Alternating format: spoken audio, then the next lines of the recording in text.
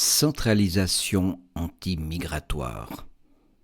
Éditorial de La Nation du 17 avril 2026 par Félicien Monnier.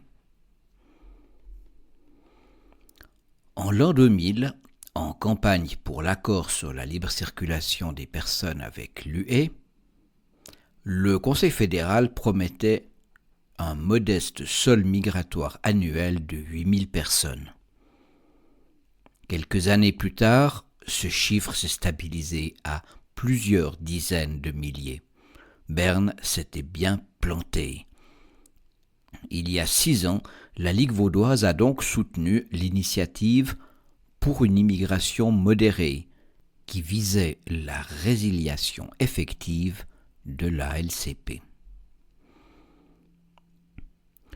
Bien que nous partagions les constats et les inquiétudes des initiants, nous ne soutiendrons pas l'initiative de l'UDC contre une Suisse à 10 millions d'habitants. Nos motifs sont nombreux.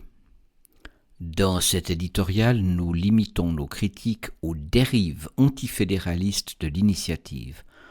Ultérieurement, nous traiterons de l'immense machinerie bureaucratique que l'initiative mettrait en branle. Enfin, nous parlerons de l'abus manifeste du droit d'initiative qu'elle représente. Si nous insistons à ce point, c'est que nous savons que certains de nos amis peinent à accepter notre refus et qu'il nous tient à cœur de les convaincre. L'initiative fonctionne par paliers. La Confédération et les cantons doivent d'abord veiller à un développement durable de la population suisse, dans leurs compétences respectives. Cela revient déjà à imposer aux cantons la manière d'agir en matière de démographie. L'adaptation de ce plafond, en fonction de l'accroissement naturel, est renvoyée au bon vouloir du Conseil fédéral. Dès que la population suisse atteindra 9,5 millions de personnes, la Confédération et les cantons devront prendre des mesures, en particulier, donc pas seulement, en matière d'asile et de regroupement familial. Il s'agit d'une nouvelle injonction aux cantons. L'initiative exige qu'une loi fédérale mette en œuvre ces mesures. La perspective d'une nouvelle législation fédérale dans un domaine aussi vaste que la démographie, où les compétences s'enchevêtrent, est inquiétante. Simultanément, Berne devra renégocier les accords internationaux qui favorisent la croissance démographique. La LCP, ou le pacte de l'ONU sur les migrations, pas encore signé par la Suisse, sont en ligne de mire. Mais la croissance démographique, y compris d'origine migratoire, dépend de plusieurs causes dont la stabilité économique et sécuritaire. De ce point de vue, de nombreux accords seraient concernés.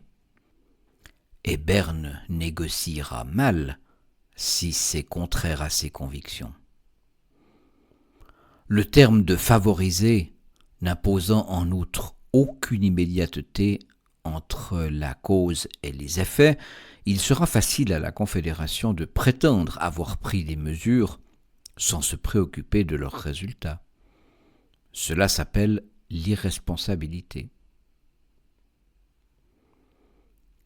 Si la population suisse dépasse les 10 millions d'habitants, le Conseil fédéral et l'Assemblée fédérale prennent toutes les mesures à leur disposition pour assurer le respect de la valeur limite.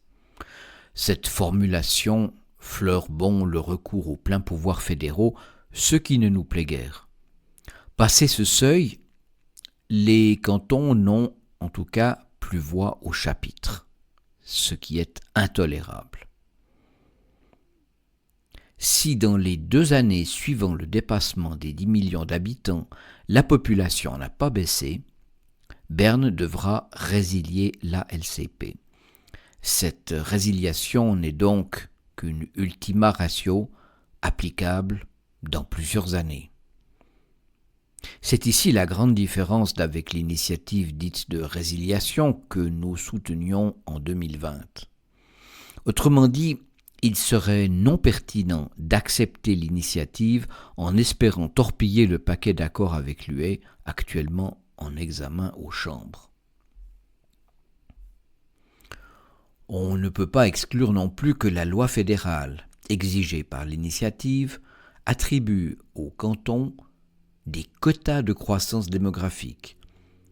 Le canton de Vaud expérimente depuis plusieurs années de tels mécanismes dans sa mise en œuvre de la loi sur l'aménagement du territoire. Les communes surdotées en zones à bâtir par rapport à leur quota de progression démographique à 15 ans ont dû se redimensionner.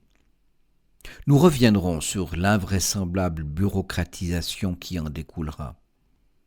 L'imposition au canton de contraintes analogues octroierait à l'administration fédérale un pouvoir d'ingérence discrétionnaire. Le point de vue des initiants est helvétique, pour ne pas dire gesamtschweizerisch.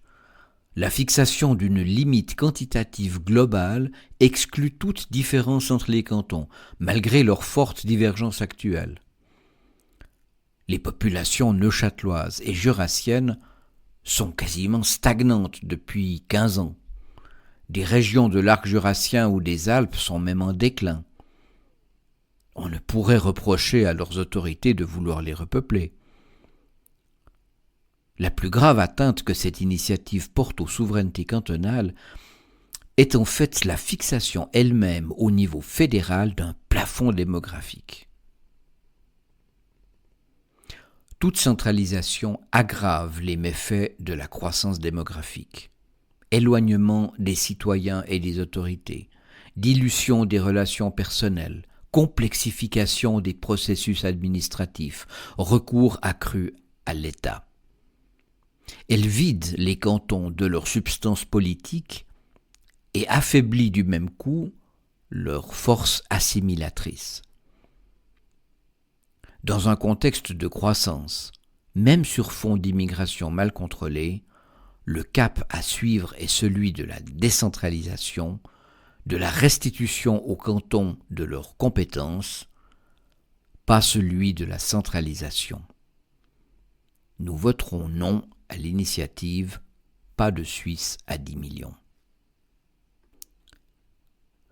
Voici terminée la lecture de cet éditorial et comme d'habitude, nous vous rappelons que si vous voulez prendre connaissance des autres articles que nous publions toutes les 2 semaines, vous devez être abonné à notre journal La Nation.